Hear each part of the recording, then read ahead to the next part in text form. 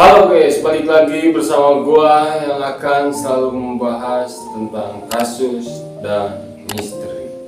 Turut berduka cita atas terjadinya tragedi keributan di Kanjuruhan, Malang yang menewaskan banyak orang sampai ratusan jiwa lebih guys.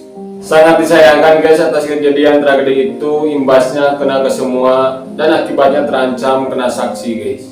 Jika sanksi itu dijatuhkan maka akan sangat merugikan sepak bola Indonesia, mulai dari pemain, klub, timnas Indonesia hingga PSSI.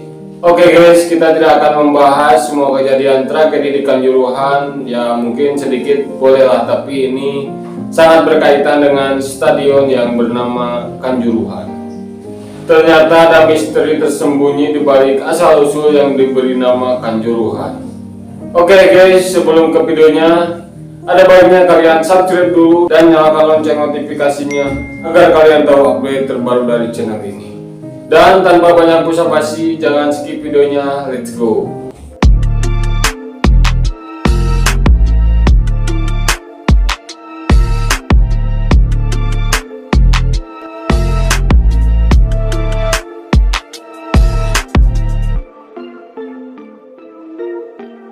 Oke guys, tragedi Kanjuruhan menjadi catatan sejarah paling kelam sepak bola Indonesia yang melibatkan polisi dan supporter. Data sementara ada 125 supporter meninggal dunia dan sekitar 500 Aremania terluka. Ternyata dari 125 orang yang meninggal dunia masih banyak yang berstatus pelajar guys.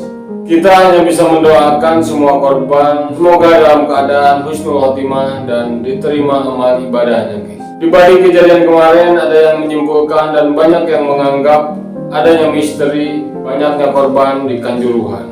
Dan setelah gua telusuri lebih dalam tentang nama Kanjuruhan, ternyata guys, Kanjuruhan bukan sekedar nama, tetapi dulunya nama Kanjuruhan itu adalah nama sebuah kerajaan di Malang. Dahulu kala di kawasan yang kini dikenal sebagai Malang Raya, terdapat sebuah kerajaan bernama Kanjuruhan. Kerajaan itu bercorakan Hindu Siwa. Kerajaan Kanjuruhan diperkirakan sudah berdiri sejak abad ke-6 Masehi. Menurut catatan sejarah Kerajaan Kanjuruhan, kerajaan ini merupakan salah satu kerajaan tertua di Jawa Timur. Kerajaan ini bermula dari daerah yang mengandalkan pertanian, lalu muncul sentra aktivitas penduduk yang berkembang menjadi pusat pemerintahan. Corak kerajaan Hindu melekat pada kerajaan Kanjuruhan ini guys. Hal ini didukung dengan kuatnya persebaran agama Hindu dan Buddha di kepulauan Indonesia, anggota barat dan tengah pada abad ke-6 hingga 7 Masehi. Pada prasasti tersebut dituliskan seorang raja yang bernama Dewa Singa. Raja tersebut memerintah keratonnya dengan amat luhur yang disucikan oleh api Sang Siwa. Raja Dewa Singa memiliki putra bernama Liswa. Ketika memimpin menggantikan ayahnya, Liswa diberi gelar Gajayana. Tertulis pada prasasti tersebut bahwa kerajaan Kanjuruhan mengalami perkembangan pesat dan pemerintah baik, sosial, ekonomi maupun seni serta tradisi di masa Raja Gajayana. Pada masa itu pemerintahannya Raja Gajayana menciptakan tempat suci sebagai lokasi pemuja untuk memuliakan Resi Agastya. Entahlah siapa itu Resi Agastya guys, gue juga kurang tahu. Sang raja juga memerintahkan pembuatan arca Sang Resi Agastya dari batu hitam yang sangat bagus. Pembuatan ini sebagai pengganti arca Resi Agastya yang disebut dari kayu oleh nenek Raja Gajayana. Mungkin guys, kalau di zaman dulu ini lebih mendekati ke penghormatan kepada dewa atau yang dipercaya oleh mereka. Raja Gajayana hanya memiliki seorang putri yang bernama Utejana. Ketika dewasa, Utejana dijodohkan dengan seorang pangeran dari Paradeh bernama Pangeran Janania. Keduanya melanjutkan kepemimpinan. Begitu Raja Gajayana berhenti sebagai raja, seperti leluhurnya, Utejana dan Pangeran Janania memerintah kerajaan Kanjuruhan dengan penuh keadilan. Rakyat Kanjuruhan sangat mencintai rajanya. Dari catatan yang ada, kerajaan Kanjuruhan dipimpin oleh garis keturunan Raja Dewa Singa. seluruh raja itu terkenal akan pemimpin yang baik, keadilan, serta kemurahan hatinya.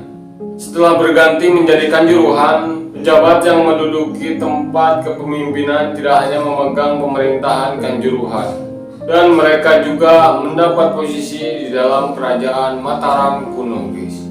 Jadi asal muasal nama Kanjuruhan itu terdapat suatu kerajaan yang sangat besar dulunya, guys.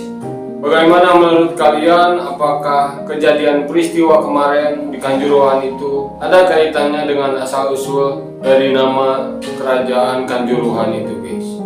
Dari peristiwa yang nahas kemarin kita bisa belajar bahwa bertindak ceroboh itu sangatlah tidak baik, guys. Kita boleh fanatik kepada penggemar kita, tetapi jangan bertindak bodoh, apalagi sampai menghilangkan nyawa kita sendiri. Bagi kalian yang tahu jelas asal muasal nama Kanjuruhan ini, silahkan tulis di kolom komentar, guys. Dan mungkin cukup videonya segitu saja. Dan itulah asal muasal nama Kanjuruhan yang berhasil saya rangkum dari berbagai sumber, guys. Terima kasih sudah menonton. Jangan lupa subscribe dan nyalakan lonceng notifikasinya. Ikuti terus video selanjutnya, guys.